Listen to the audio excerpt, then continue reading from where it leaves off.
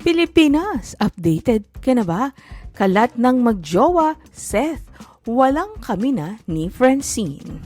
Inamin ni Seth Fedelin na walang naganap na kami na sa collab team niyang pinag-uusapang kapamilya teleserye na Dirty Linen na si Francine Diaz. Pero marami ang naniniwalang sina Seth at Francine na off-cam.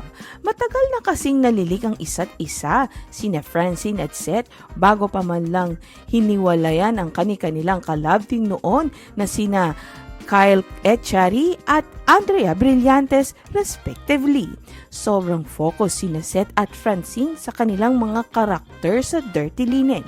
And on the show itself, na nakapag-di sila ready sa set ay tiyak na lalamunin sila ng buong buo ng mga kasama nila sa show, gaya na nina John Arcila,